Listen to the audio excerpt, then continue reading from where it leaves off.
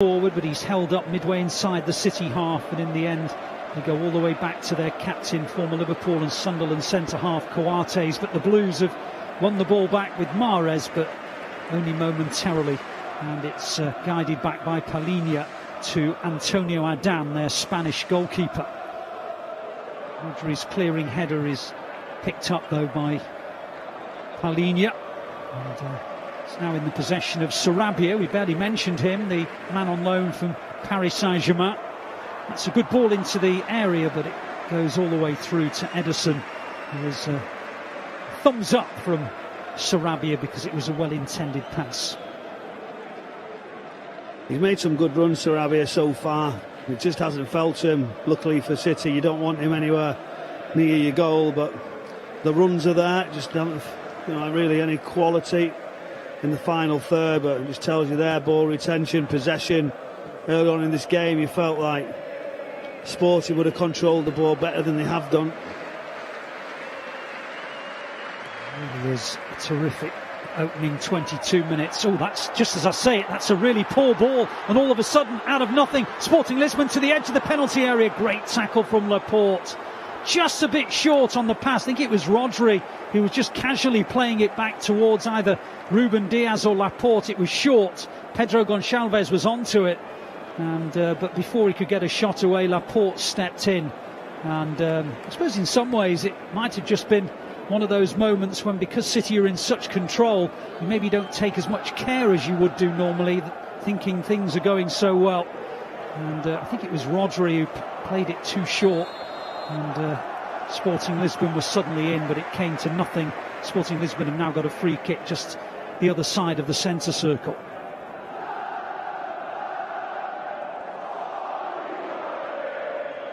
Midpoint of the first half of the two-legged last 16 tie, and City already 2-0 up, and they've won a free kick about 10 metres inside the Sporting Lisbon half that is taken quickly. The first foul of the night by Palhinha. It won't be his last, mark my words. I've watched him a few times, and he's one of those players who just invites bookings, and indeed he's one of those players who, if he does get booked tonight, will miss the second leg. Anyway, here they come again with Escaio down the left-hand side. It's cleared by Ruben Diaz though. Mahrez picks it up on the edge of the penalty area, lays it back to Stones. Stones clips it forward towards De Bruyne, but Coates is in the way, and in the end the ball goes out for a City throw midway inside their own half. Coates has got to do better as he steps in. He's got to keep the ball, rotate it round, but City's perspective, they tried to play the ball quick. Bernardo Silva was fouled, the referee didn't give it. Obviously changed over the possession for Sporting, and out they come. Again, it's been a really good start. Just going back to the Rodri mistake, there's a central midfielder, stood there many times where under that little bit of pressure, you've glanced to the left, you feel like your midfielder's there, or centre back, but you've just got to be sure. He got lucky. We've just won a free kick for an offside flag against Pablo Sarabia. Their front three, by the way, Sarabia down the left, Pedro Gonçalves down the right, and Paulinho down the middle, have 13, 12 and 11 goals each, so quite a potent force.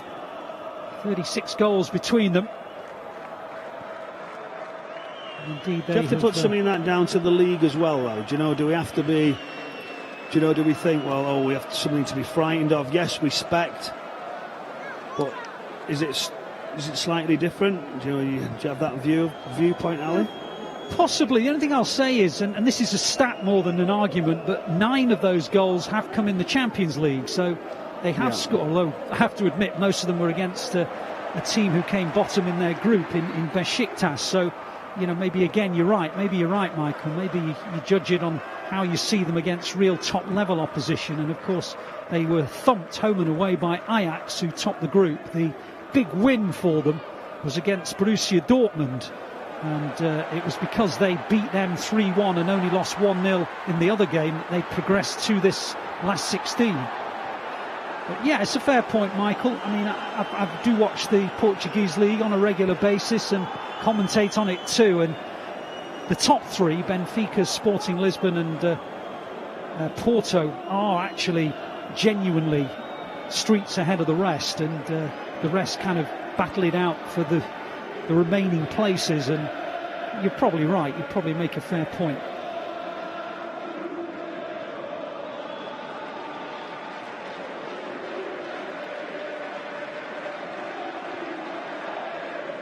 City at the moment are just holding that line in the middle third, just moving the ball left and right, keeping possession, forcing Sporting Lisbon to move themselves around. You look at the wide to players, block. Ali. If you look at the wide players, see Riyad Mahrez, Raheem Sterling go really high and wide, so it makes the two wing backs for Sporting have got to go all the way back. Phil Foden steps in and makes the extra one in midfield. Three centre backs have just stood there vacant. That's where City have a massive overload.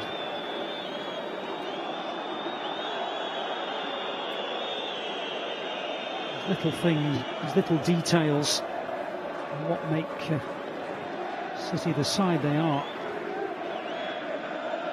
Out of possession, which they haven't been too much in this game. Coates plays it all the way back to Antonio Adan.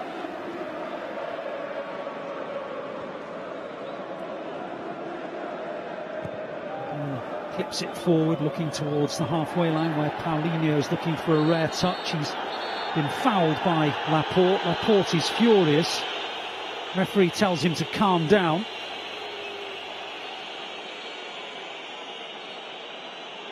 I think it's when you throw the arms. I think that's what he's not pleased about. Laporte's angry. He's not saying it to the official. He does go chest and does go a little bit too tight. And at that point, once your striker, your opposition goes down, you're going to get given a free kick. But he throws his arms at that point. The official wants to have a word with him.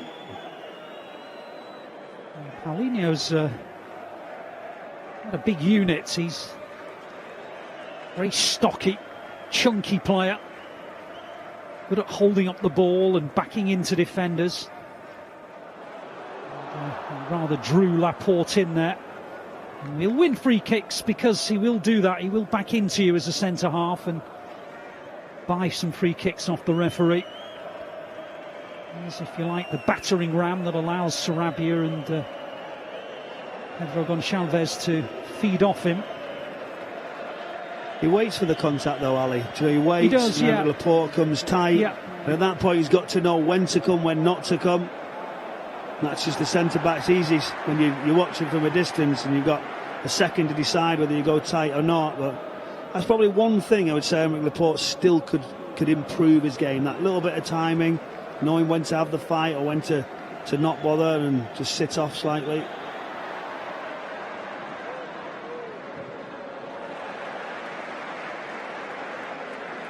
Into Sporting Lisbon, about 15 metres inside the Sporting half. Just seen a shot of Pep Guardiola, who was absolutely seething about something. Was it something that City weren't doing, do you think, Pep, that Pep was concerned about? That'll be just one pass, one run. He's so animated, isn't he? 2-0 up. And sometimes, I don't know if you think, at times Pep gets more the better City do. I.e. to keep the standards on, to realise that, to carry on, to keep going. And when you think you're going to get a rest in this team, you soon know that you're not going to. I think you're absolutely right, Michael. I often think he gets more animated the more in control City appear. In other words, within a great position, let's not let up in any way. There's a wild attempt, meanwhile, by Escaio that goes about 25 metres over the crossbar. But yeah, I think you're right. I think Pep gets more annoyed that the standards start to drop, because mentally, of course, when you're in a good position, as City are in, I suppose it's inevitable that you maybe lose a little intensity, as perhaps they did there, to allow this attack that ended in that shot over the bar. Yeah, it might have been an offside as well. But Escaio gets in those good positions. He made some good forward runs, and it's a difficult technique and a little bit of pressure. John Stones, I think that's that Pep just saying, well done, John Stones, for getting tight. Well, it's a good breakthrough in the middle, but it could have been offside. You never know, because once it had gone over the bar, it was a dead ball situation anyway. Quarter of an hour to half time. Sporting Club de Portugal 0, City 2. Mahrez with the opener, and an absolutely wonderful strike from Bernardo Silva. 10 minutes later, the opening goal looked as though it was offside. Nobody really celebrated. Everybody thought that De Bruyne, who'd set up the goal, was in an offside position, I think including himself. And then about, 2 minutes or so later, VAR eventually decided that De Bruyne was in fact onside. And City indeed had the lead, and Bernardo Silva's doubled the Blues' grip on this last 16 tie. And the other game tonight, by the way, Paris Saint-Germain against Real Madrid, it's 0-0. One of those two heavyweights are going out. Anyway, City got it in the right wing position with Mahrez, who gets towards the edge of the penalty area, draws in a couple of challenges, keeps hold of the ball, goes one way, shifts it the other, drives it in low, and Foden's in for number 3! Brilliant from Mahrez! Foden, almost like a centre forward with an instinct to know where to be, suddenly got the ball and just poked it wide of the goalkeeper. The Blues are in dreamland. It's Sporting 0, City 3. Ridiculous play from Riyad Mahrez down the right hand side. I often find he comes back in, he looks to come in on his left foot and play the ball square and across and keep hold of it. He's so dangerous. He decides to come and have a go, 2 around him, but when he does, squares it up. There's little step overs, one after another, and when he gets onto his right foot after the step over, drills it across, and there's Phil Foden touch. He composes, he waits, and that's so difficult to do in such a tight area under pressure. Wonderful first touch, little delay, and little dink with his right foot. Brilliant finish, Phil Foden. Well, dare I say it, it was almost the instinct that you associate with a goal-hungry centre-forward, an ability to just gamble. That pass as it came in from Mahrez, you just thought it was going to get dealt with by the defender just in front of him, but he took the chance that it might not get defended, and suddenly he controlled it and pushed it beyond the goalkeeper, and Phil Foden adds to his goal tally, his 9th of the season, and City lead by 3-0. And De Bruyne has gone for a little chip, which was audacious, but Adan readjusted his footing and gathered it into his chest.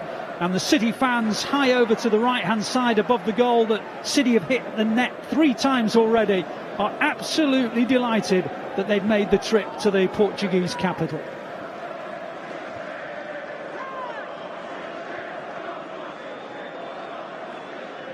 City have got the ball again in the final third. The statistics are just quite extraordinary. 61% possession, 6 attempts, none from Sporting Lisbon on target. They're absolutely bossing the game. Here's João Cancelo in the left wing position. A couple of step overs from him, and Foden with a little audacious back heel attempt. It was just beyond him.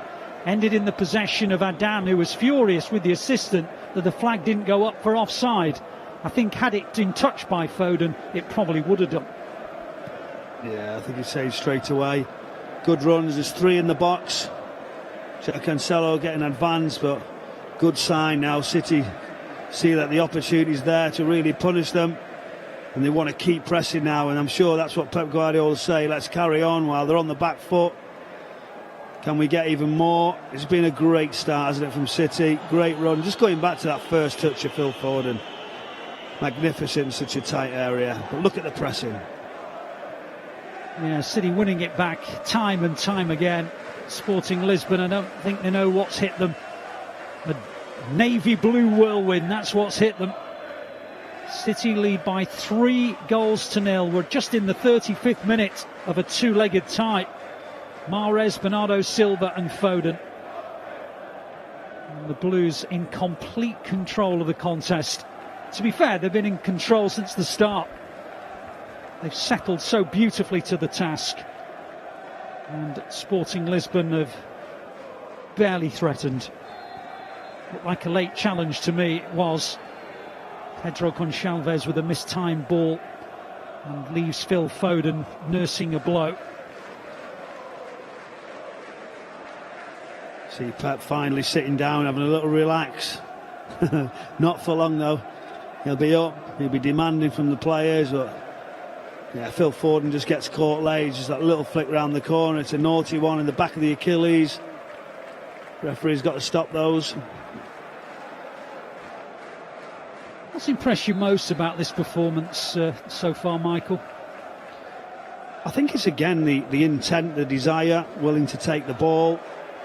So it's not just having the ball at, around the back, 2 or 3 passes. It's how quick they go with the next phase, and they go into the final third or turn people around, and then the runs and the desire again. And it's endless, isn't it? When City actually get any sort of start, and yes, the goal was very, very indifferent at that point, then really you just felt City really sort of just knock the sails away from Sporting and continue some great play. Trying to come forward now, Sporting Lisbon, but it's cleared by Laporte and up towards De Bruyne. They win it back again though with Palhinha, and out it goes to Escaio. Escaio plays it to Mateus Nunes. And he lays it into the path of Matthias Reis. There's another hopeless attempt from Pedro Gonçalves, which was again 20 or 25 metres above the crossbar. And the Sporting Lisbon head coach Ruben Amorim is just pacing up and down his technical area, as so many visiting coaches have done against Pep Guardiola's City in recent years, and just wonders what you can do to lay a glove on the Blues when they're in this kind of mood. You just keep seeing the spread straight away. They can't live with it because they've got the 3 centre-backs trying to stay where they are. Phil Foden, there's a 10 dropping away, so they've got an extra pass every single time. They've got to release one of those centre-backs at some point. Otherwise, they can all stay there. The 3 centre-halves have a good shape, but they're getting absolutely dominated all around the middle of the pitch, the wide areas. They're doing the jobs, though. They're taking the 2 right-sided wing-backs back, Sterling and Riyad Mahrez, and then they can't get near him. It's another reason, isn't it, Michael, why Pep loves to play the false 9. I suspect those 3 centre-halves very rarely, if ever, come up against this situation when there's no general central striker to follow round. But the point is, one of them can go. One of them can go all the way with Phil Foden, and then when the shape's back, they can drop back into the back 3 and have a good shape. Be hard to beat with the 5 and 2 or 3 midfields in front. City are coming again with Sterling. The ball round the back to João Cancelo. It's up towards Foden, but it's hacked away by Coates, and City win it back again brilliantly. Bernardo Silva has it, and now Raheem Sterling. But he decides to go backwards. So is that a decision that the centre-half has to take himself, or does that come from the sideline, what you're suggesting, Michael? It has to come from the sideline. You have to be allowed to go and do that. So at this point now, they're thinking 3-0, are they just going to sit back? Because it continues. Stay into it's going to get worse if they don't have any sort of build-up to come out and stop the source. And they've got to be a little bit braver, or it's just going to be a real long afternoon. When you give a side of City 3 goals, I mean, literally that's just full of confidence. You're demoralised, and he needs to get him into half-time to try and find a solution, how he can change, stop any more threat from City, and can they get one back? Can they do something different? With regards to Manchester City, keep the pace, the power, always availability, give somebody an option on the ball, and that's what they're doing. Pity there's no away goals rule, isn't it? You asked me again, ask that question again. Yeah, I think the away goals should come into play on this, I think. Did he have it on the halfway line with Bernardo Silva, scorer of the second City goal? Plays it in field to De Bruyne. There's still 6 minutes to go in this game, in this half, I should say. So already, you think, in control of the contest in terms of the 2 legs, as Rodri plays it into the gap towards Foden, but Adan is there and he picks off the cross and bowls it out straight away.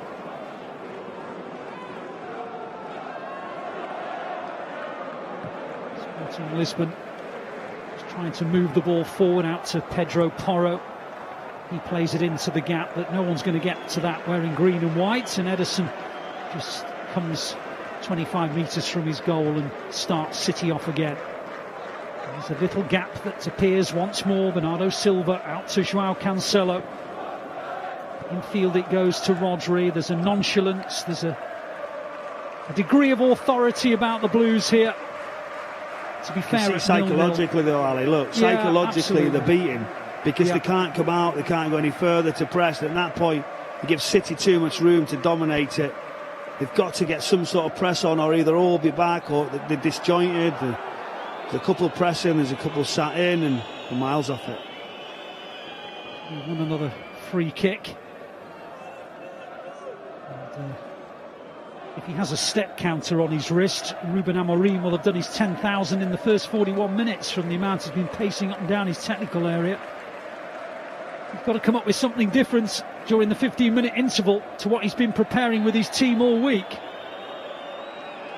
Cancelo's just been penalised for a challenge on Pedro Porro. Free kick to Sporting about midway inside their own half. Do you think the manager, when he sees obviously Joao Cancelo just catches Porro, but there's no intent, but there's a couple of fouls, do you think the manager at this scoreline, he thinks, well, do I make the substitution? Do I put Zinchenko on at 3-0, or does he continue and just say don't get involved? He won't want to lose him, or